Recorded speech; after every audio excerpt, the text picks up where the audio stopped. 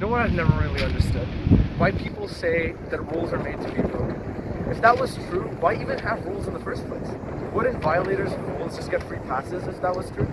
Well, even if this rationally makes sense, the Canadian government still agrees with it. In fact, it's enshrined in Section 1 of the Canadian Charter of Rights and Freedoms.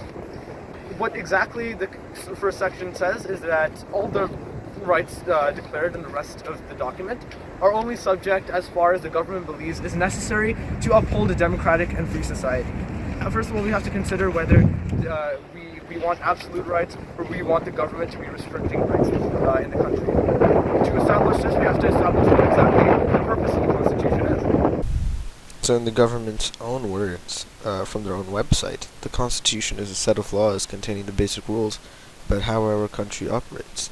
For example, it contains the powers of the federal government and those of the provincial governments in Canada.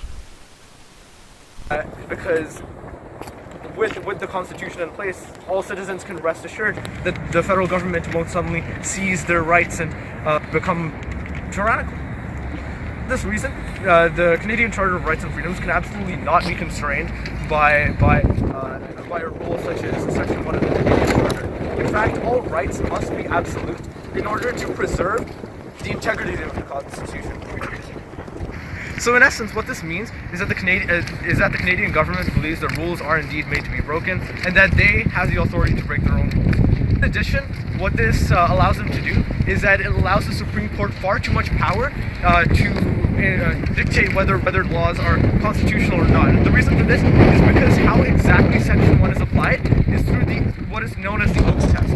R.V. Oakes was a monumental Supreme Court case that established a certain set of steps that the Supreme Court has to follow in order to dictate whether a violation of an aspect of the Charter is constitutional with regards to Section 1 or not. The problem with the Oakes test is that it's incredibly subjective. The words highlighted on screen demonstrates this point very effectively. There are two steps in the R.V. Oakes test. The first one is that the government must establish that the law under review has a goal that is both pressing and substantial. And step 2 refers to a proportionality analysis, which, to highlight a few subjective terms, requires the limitation to be rationally connected to the law's purpose, and requires a minimal impairment of the charter right that is being violated, as well as proportionate effects. All of these are very subjective, and they can be interpreted in many ways. Of course, there is always a legal definition for everything. However, even these are up to subjective analysis and interpretation, which can be changed at the whim of possible subliminal political biases among the Supreme Court justices. And giving the Supreme Court, a body that is inherently supposed to be the most objective upholder of the Canadian Charter in the country, is far too dangerous. We cannot allow the Charter and the country's laws to be compromised by the subjective whims of the Supreme Court justices. Of course, I am not denying that the Supreme Court justices have the duty to uphold the Charter of Rights and Freedoms as they see fit. All I am saying is that Section 1 grants them too much power to decide subjectively what laws fit this standard and what laws don't. This is extremely dangerous for the exact reason that the Supreme Court justices are not democratically elected.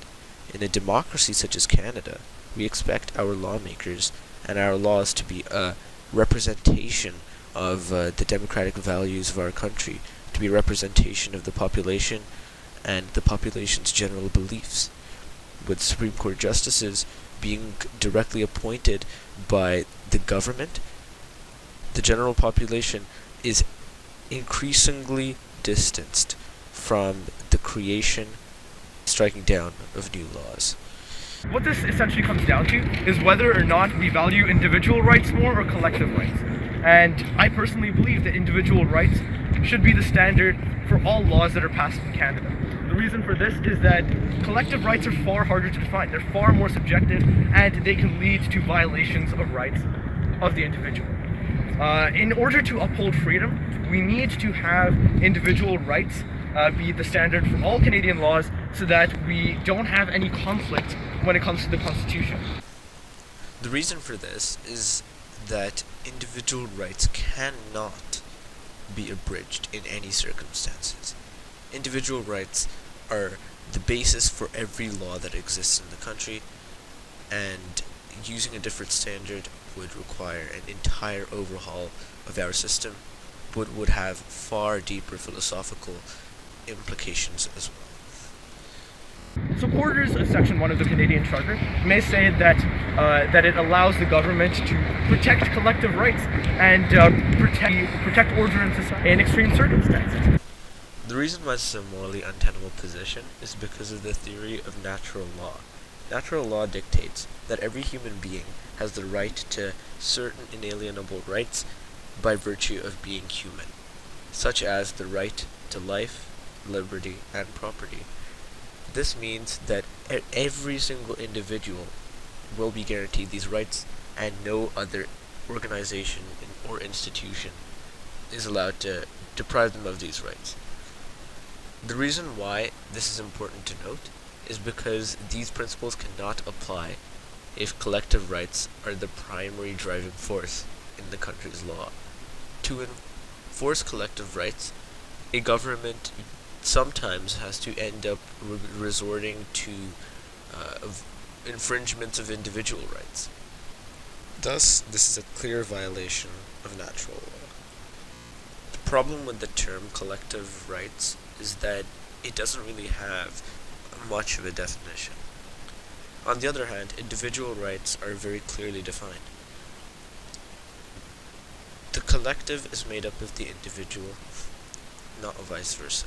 This means that if there is really ever an inhumane act, individual rights will be breached. Therefore, the standard of individual rights is flawless. Collective rights do not need to be prioritized if individual rights are looked after primarily.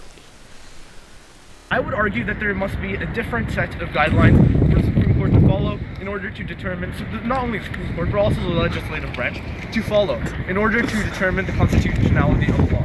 These guidelines should be as follows. The first step should be to determine whether any individual rights are being violated when coming to a decision. The second should be whether freedom is being upheld. The third should be whether it is in accordance with democratic principles, and it should be prioritized in this way in order to make sure, first of all, that individual rights are not being violated. Second of all, to ensure freedom for all, as far as individual rights are protected. And third of all, to protect the democratic process. In conclusion, Section 1 has to go. Section 1 of the Canadian Charter of Rights and Freedoms is what prevents us from having a truly constitutionally free and... Section 1 is the rule that allows the government to break its own rules. Section 1 is the rule that violates natural law. It is also the rule that gives the Supreme Court far too much power in a democratic society. For all these reasons, it must go. Thank you.